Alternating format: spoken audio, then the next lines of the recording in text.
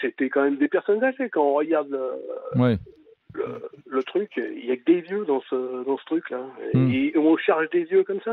Faut y arrêter. Ils sont un peu moins virulents quand c'est des jeunes, qui cassent tout et qui fracassent et tout. On leur dit rien, on les laisse faire, on les regarde. Ouais. Mais quand c'est des vieux qui brandissent un drapeau, on leur charge dessus. Ouais, mais on n'a pas le droit d'aller dans des... Enfin, tu plaisantes ou quoi? Mais moi, si c'était mes parents ou mes grands-parents, je leur dirais, vous n'avez pas le droit d'aller dans une manifestation interdite. Il y a plein de choses dont on n'avait pas le droit et qu'ils ont fait. Quoi? S'il fallait faire tout ce qu'on nous dit, on est des petits moutons. Non, mais là, il y a eu des précédents. Il y a des choses qui sont interdites. Mais on est en France, il y a des lois à respecter. Non, mais c'est pas ça. Mais là, manifester, non, mais c'est pas un excès de vitesse individuel. Là, il s'agit de se rendre sciemment dans un lieu qui est interdit. Il y a des appels qui ont été passés par le maire, les autorités régionales pour dire qu'il fallait pas y aller. Parce qu'il y avait le président chinois et qu'il voulait pas qu'il y ait de la pagaille à Nice. Donc, ils ont interdit toutes les manifestations, mais qu'il y ait 50 personnes âgées sur une place, je vois pas bien ce que ça gêne. Oui, mais moi j'ai vu les images, j'ai pas vu 50 personnes âgées, moi, tu vois, déjà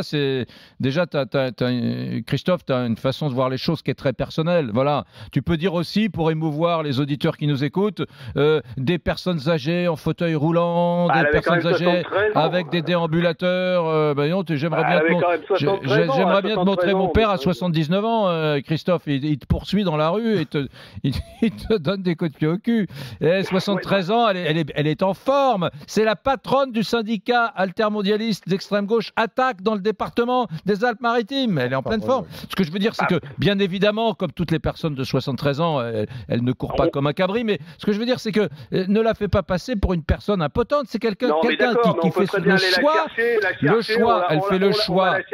Elle fait le choix provocateur de se rendre dans un lieu interdit, voilà, parce qu'elle sait qu'il y a de la casse partout, et donc elle joue sur cette ambiguïté en disant « Ah mais non, c'est la liberté d'expression ». Donc c'est quand même un jeu vachement dangereux. Je suis désolé, Christophe, c'est trop facile de dire ça. Alors, tu peux aussi envoyer des mecs, je sais pas, dans le réacteur d'une centrale nucléaire, voilà, qui rentrent par effraction, je sais pas si c'est possible, et qui disent « Ah bah attendez, on est en République, on a le droit de faire ce qu'on veut ». Non mais c'est tout le temps pareil. Non, une manifestation... Ah bah putain, quand tu vois les images, quand tu vois toutes les images qu'il y a depuis des semaines en France, et que tu oses braver les manifestations interdites, pardon, mais tu sais où tu mets les pieds. D'ailleurs, elle l'avait dit assez courageusement, cette dame, elle avait dit « Je viens pour le droit de manifester avec mon drapeau altermondialiste arc-en-ciel ». Donc c'était un acte de transgression. Bon, voilà. Et en plus, elle est tombée, tu vois, c'est dégueulasse de dire... Bon, et Christophe, c'est pas... On lui met un à la limite, on lui met une amende, et puis voilà, en même temps... Mais personne... C'est assez dégueulasse de dire que c'est à cause de la police, alors qu'elle est tombée sur un plot de mobilier urbain. Tu trouves pas que c'est un peu... La police avait qu'à faire son travail, aller l'interpeller, elle l'emmenait dans un fourgon, elle passait au jugement, et puis voilà. Si c'est interdit, c'est interdit. Mais c'est pas ça qui s'est passé. Il faut arrêter de dire n'importe quoi. Denis Jacob. Là, je peux pas. J'entends beaucoup de choses. Je peux pas laisser dire tout ça. La police n'a pas chargé cette personne.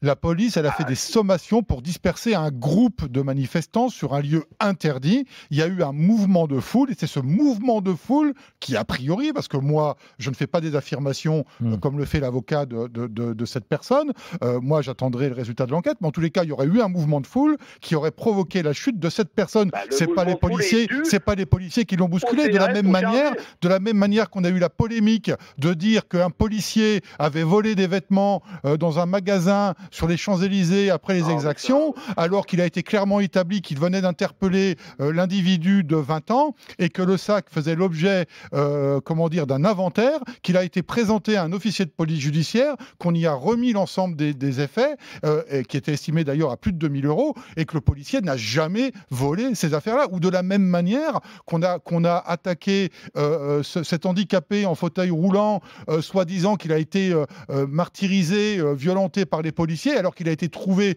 porteur d'une matraque sur lui en disant qu'il n'aimait pas qu'on touche à son fauteuil roulant. Donc à un moment donné, ça suffit de stigmatiser les policiers en disant que ce sont eux qui provoquent, que ce sont eux qui violentent. Il y en a marre, effectivement. Bon, je te repasserai... Attends. Mais charger, mais bien évidemment, le principe de la charge, c'est leur boulot.